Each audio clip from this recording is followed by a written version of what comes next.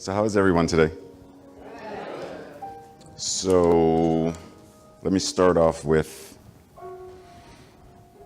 one, how extremely grateful I am to know that, how many people in here are friends with me on Facebook? Okay, so you may have noticed yesterday or the day before yesterday, I don't remember, but I posted this thing that said, you know, people say that when it rains, it pours. Thank goodness I know how to sing in the rain. So I am so grateful to know that when things in my life are going rough, that things are going on that are beyond my immediate control, that I have a beautiful, beloved community that spans this great country in centers in many places, homes in many places, all of you holding me in prayer, being willing to be friends, being willing to be mentors. I'm grateful for all of you. Thank you. So, be still and know. You ever heard that phrase before? Be still and know that I am God. But how often do we really sit down to what does it mean to be still? Like, what does that really mean to be still? Because oftentimes we think be still means to just sit down and do nothing. And many years ago when I was studying martial arts, one of my teachers said, hold my hand out. I thought he was going to slap it, like hold my hand out. And he said, don't let your hand move. So I put my hand out and I saw it shaking. And so I started to will it to not move. And what I noticed is the more I willed it to not move, the more it moved. So being the nerd that I was like, okay, why is that happening? And so to make the long story short, physiologically what happens is the muscles then begin to fight against each other. The muscles that pulled more, and the muscles that stretch and pushed more, and it caused resistance, which meant the more I tried to be still, the more I couldn't be still. And then we say, okay, fine. Part of our minds conceptualizes this thing as be still, as in don't move. But if we cease movement, then you ever heard the poem that says, be still my beating heart? Well, hold on. I take that back. Not really sure I really want my beating heart to be. I love you and all, but no, I want the heart to keep on going. So then what does it really mean to be still? Anybody in here watch Chopped? Chopped is one of my favorite television shows. So, you know, they have the mystery basket. That's life. Life is the mystery basket that you don't know what's inside of it. And then they open it and they start reaching in and they pull out, what is this? And they start pulling things out. And then what do they immediately do once they've done that? They step back and they pause. They look at stuff. Now the judges are over there talking and the guys, they're talking and they're looking. And their minds are already going with, these are the ingredients I am given. What do I do with this? Now, many of you may not realize that Ernest Holmes loved to cook. And one of the things Ernest Holmes was very often known to say is that he didn't use a recipe. He's like, I have all the ingredients. I'm going to just make, and do what I do. Now, check this out. If we are already whole, perfect, and complete, then we already have all the ingredients. And in The Anatomy of Healing Prayer, Ernest Holmes says, God in me, right? God in me, as me, is me, right? God in me, God as me, is me. What other ingredients do we need to manifest, demonstrate, create a life that is perfect, that is beautiful, that is prosperous, that is healthy, that is well. And see, the thing is, and I've been telling people this a lot for this month. This has been like the month of, you ever heard people say, we often teach that which we most need to learn in the moment, or that which we most want to learn in the moment? That being said, this has been the month of Ray reminding Ray that there is nothing that I need to do to be more spiritual. If God in me, as me, is me, then I, by my divine nature, am a spiritual being, period. So the only thing I need to do, if there's anything I need to do, is to realize that I have all the ingredients, is to realize that I am that which I am, and then move forward from that space. If I already have all the ingredients, I have a cabinet stocked with spices from around the world, I have whatever it is, I have it all. Then what meal am I not able to then make to nourish me, to nourish my life, to be able to move forward? Things are going to happen. So right now, just a little bit of info for those who may not know. Right now, I'm going through this family thing, this family experience of the possibility of my mother being removed from her home and put into a home and stuff and family drama. And I pray diligently, and I have people praying with me and for me, and prayer. Prayer.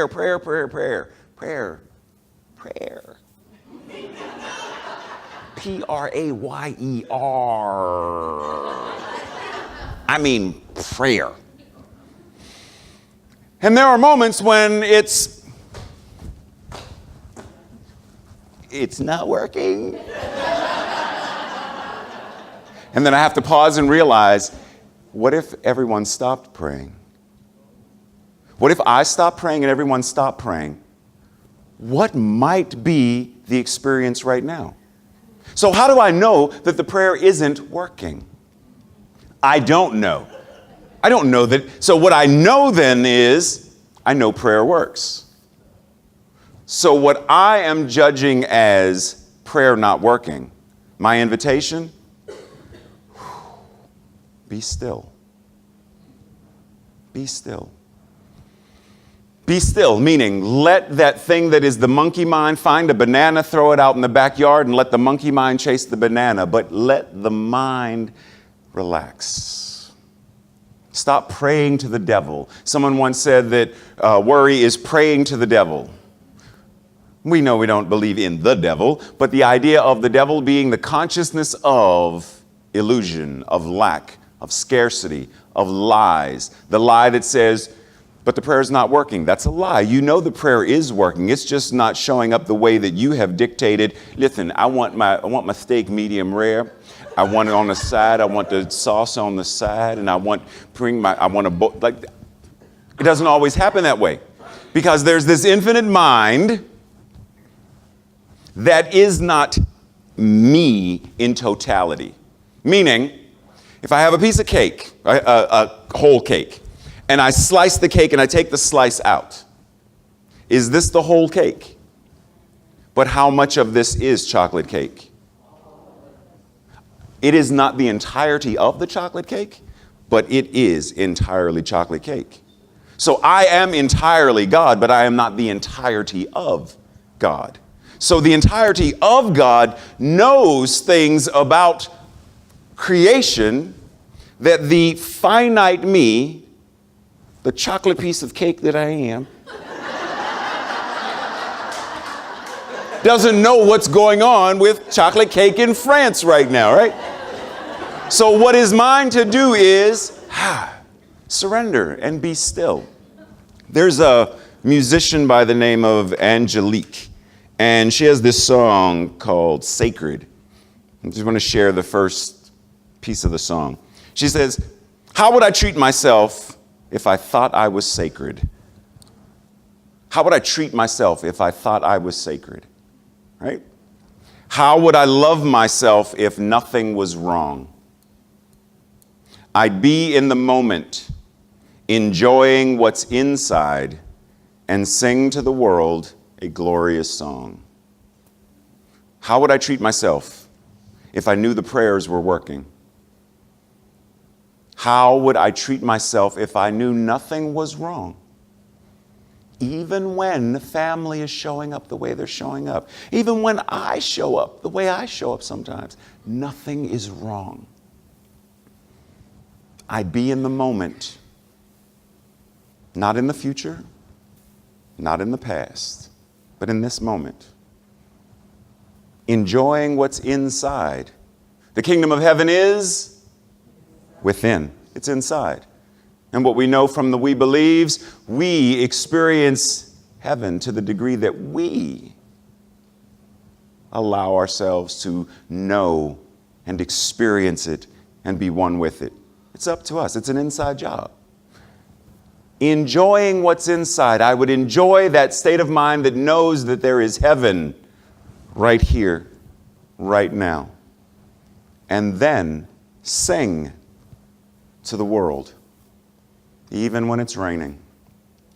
Sing to the world a glorious song. What would happen if we started waking up in the morning and affirming as our affirmation, doing our mirror work, right before we brush our teeth, right before we brush our teeth, right before we brush our teeth, and we say, be still and know that I am God. That's what we say to ourselves in the mirror. And I know many of us still wrestle with the idea of, yeah, but, because we still have that old stuff of consciousness of a punitive God, this anthropomorphic God that is, so it's blasphemy for me to say, but I'm God.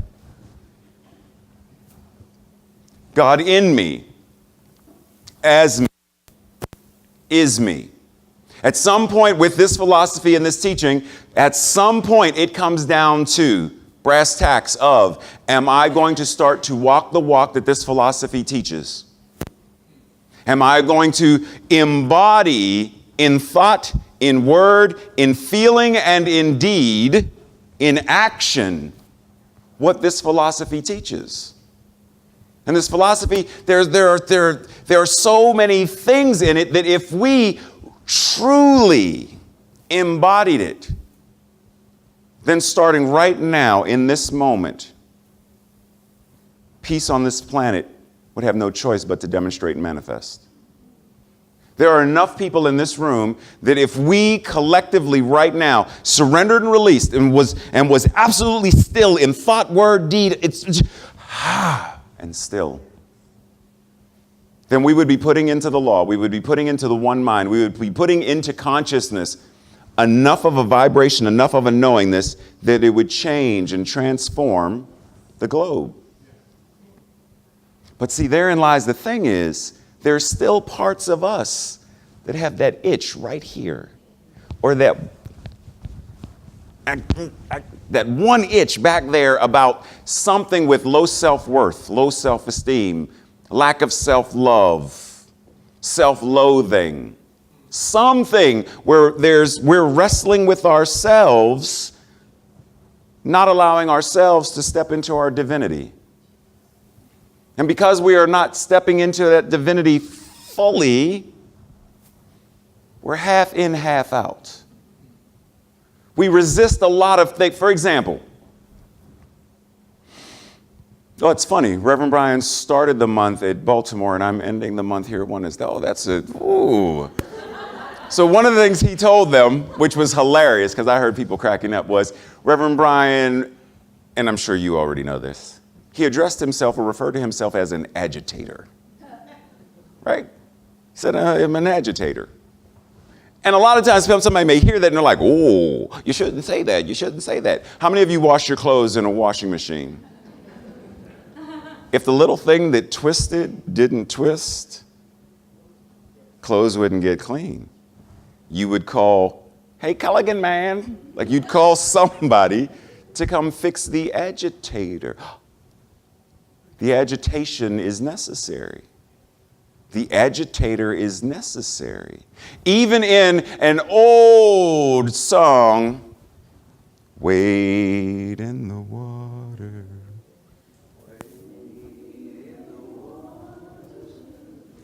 Wade in the water. God's gonna trouble the water. God's going to trouble the water. Why do we spend so much time avoiding the troubles of life, when it is the trouble that oftentimes is the thing that offers us our healing? It is the trouble and the agitation that offers us the opportunity to be cleaned, to be cleansed. That it is going through the fire and the heat that the Japanese samurai sword is purified and made strong, that the coal becomes a diamond, that the phoenix dies and is reborn. But we spend a lot of time trying to avoid. What would happen if we surrendered? Simply be still and entertain the idea. Just entertain the idea that I truly am whole. That no matter what my bank statement says, no matter what my doctor has diagnosed me as having, no matter what has happened, I'm whole. I'm perfect. No matter what I look at and see in the mirror, no matter what people may say to me, no matter what I see on the news, I am, at least in this breath, perfect and complete. What might happen in our lives if we simply were still enough to say, yes, I am good. Yes, I am loved. Yes, I am okay. Yes, I am supported. Yes, I am willing to be whole, perfect, and complete. Yes, I am willing. I don't feel healthy, but I'm willing to be healthy. I don't feel it, but I'm willing. I don't have this money, but I'm willing to open up to the prosperity and the abundance that the universe wants to give itself in, through, and as me. I'm willing. What would shift in our lives if we could still the mind of, you're not good enough, you're not tall enough, you're not short enough, you're not thick enough, you're not thin enough, you're not pretty enough, you're not young enough, you're not old enough, you're not something enough, you're not enough. And yet God says, in, through, and as us, be still and know that I am God. That if we step forward with the confidence that Yeshua spoke of and said, I and the Father are one. I and that which the universe is. I and that which one. What might shift in our lives if we were simply willing, just willing, to allow that? No more complaining about what coulda, woulda, shoulda. No more worrying about what hasn't even happened yet. And what might never happen. What then opens up in our minds, in our hearts, in our consciousness, and in our lives when we make space for that which is divine to show itself? Because the more we step forward with, I'm Ray, and this is my body, and this is my mind, and this is my life, and I know what's good for me. No, I can't manage my checkbook, but so what? No, like we go through all this stuff because we take on this identity that I am these hands, I am this, and this is all that I am. And it's not. If we're going to buy into this philosophy, if we're going to believe this philosophy, if we're going to believe this teaching, then there's a part of us that knows that death, as we've been taught, is not real. It's not the end. It can't be. So and that is our ultimate fear, the ultimate unknown, Because we've had moments where we wrote a check bounced, didn't have money in the bank, but we know we can get more money. We had a relationship failed. I'm poor. I'm alone. Oh, I love you. And we got another person to love. Like it was there, it's gone, found somebody new. Mate. Like we find folks. Like there are ways. But there is no app for, let's see, I'm going to die tomorrow. Let me find a new body.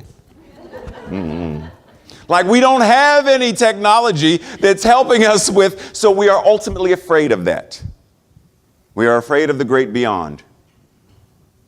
But that's not here right now. So let tomorrow take care of tomorrow. Be present right now. Because worrying about the fear of whatever saps us of the strength, saps us of the energy, the joy, the pleasure of being in this moment and enjoying life right now. I'd be in the moment, enjoying what's inside, and sing to the world a glorious song. Anybody ever heard of the black dot experiment or black dot story? So this college professor, enough of y'all shook your heads, no something. College professor gave all of his students a piece of paper, and on the piece of paper it had a black dot. And he told the students, you have 45 minutes or so to describe what you see. And the entirety of the class, what do you think they described? The black dot. And so afterwards he comes to them and says, you chose to focus on one small aspect of the totality of what's there.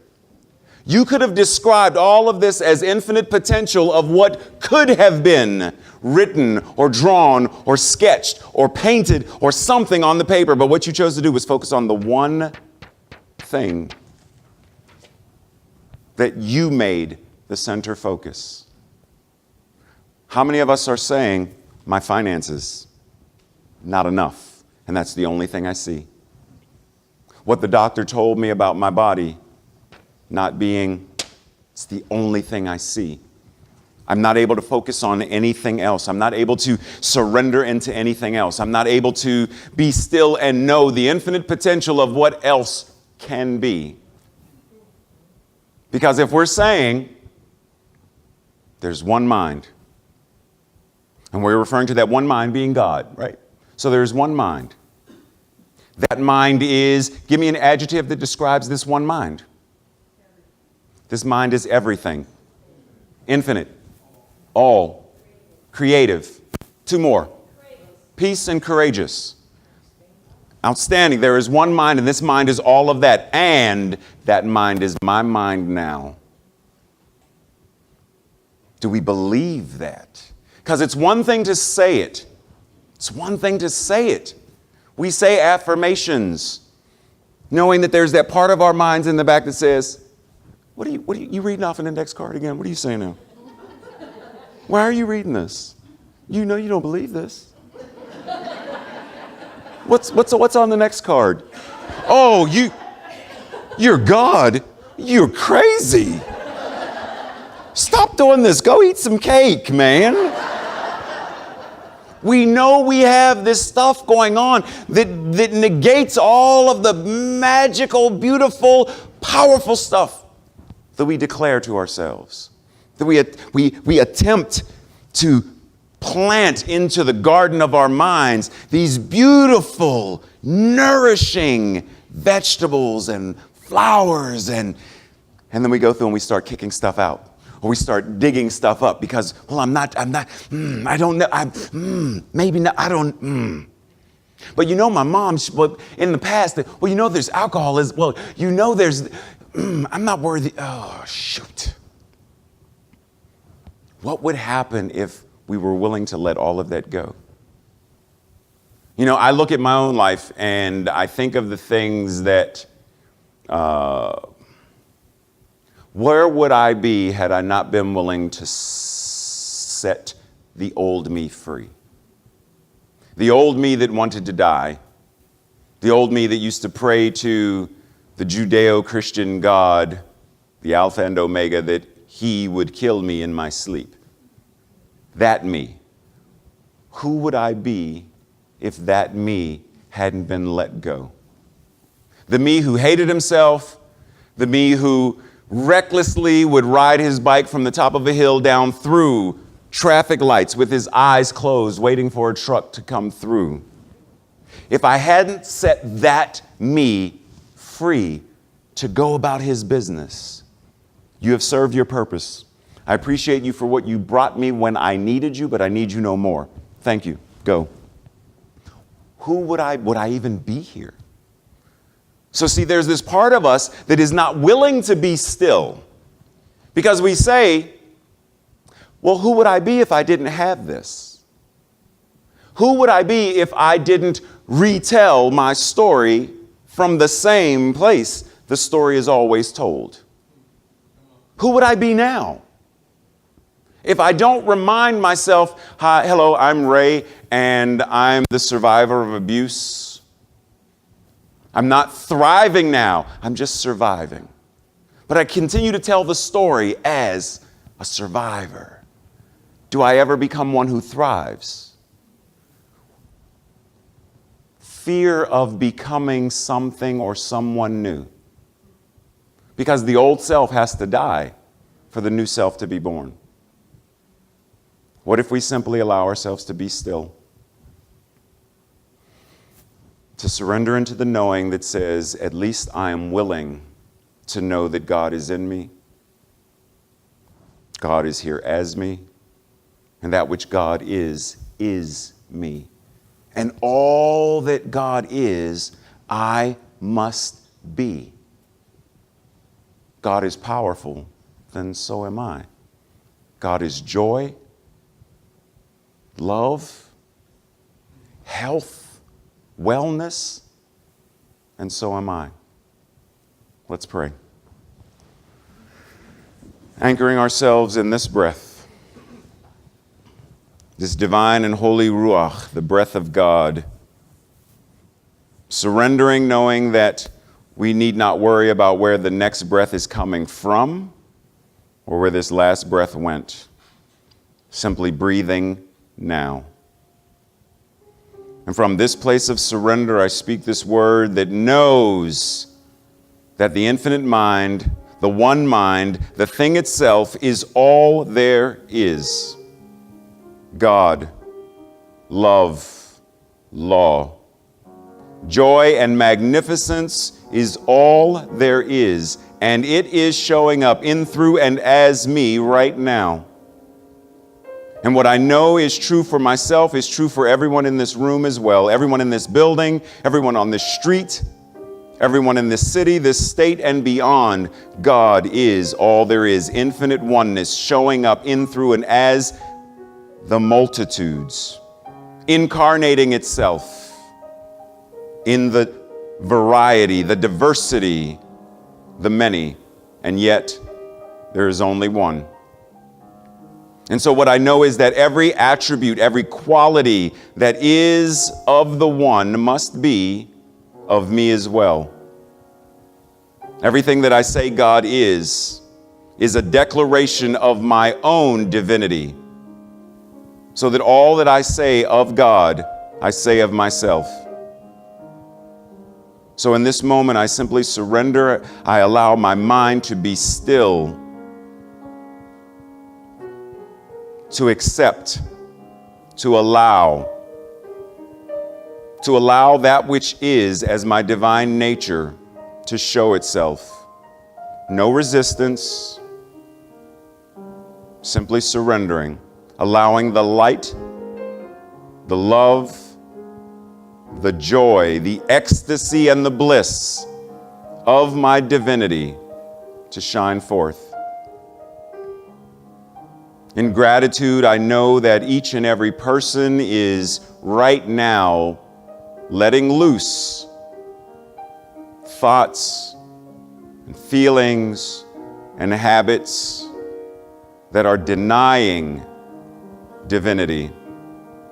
Because what I know is that there is no man, woman, circumstance, or situation that can deny, destroy, or separate that which God is as us. And from this place of surrender, I speak this word that knows that the infinite mind, the one mind, the thing itself is all there is. God, love, law, joy and magnificence is all there is, and it is showing up in, through, and as me right now. And what I know is true for myself is true for everyone in this room as well. Everyone in this building, everyone on this street, everyone in this city, this state, and beyond. God is all there is. Infinite oneness showing up in, through, and as the multitudes. Incarnating itself in the variety, the diversity, the many. And yet, there is only one. And so what I know is that every attribute, every quality that is of the one must be of me as well. Everything that I say God is a declaration of my own divinity. So that all that I say of God, I say of myself. So in this moment, I simply surrender. I allow my mind to be still, to accept, to allow that which is as my divine nature to show itself. No resistance, simply surrendering, allowing the light, the love, the joy, the ecstasy, and the bliss of my divinity to shine forth. In gratitude, I know that each and every person is right now letting loose thoughts and feelings and habits that are denying divinity. Because what I know is that there is no man, woman, circumstance, or situation that can deny, destroy, or separate that which God is as us. So right now, the transformation is occurring. The light is shining. Love is being expressed in, through, and as us. And I am grateful to know that. Grateful to declare it. Grateful to walk the walk of it. And grateful to surrender this word of God back into the law of God. Because I know that that law always says yes. Yes, right now. Yes, I am that I am. And together we say, and so it is. Amen.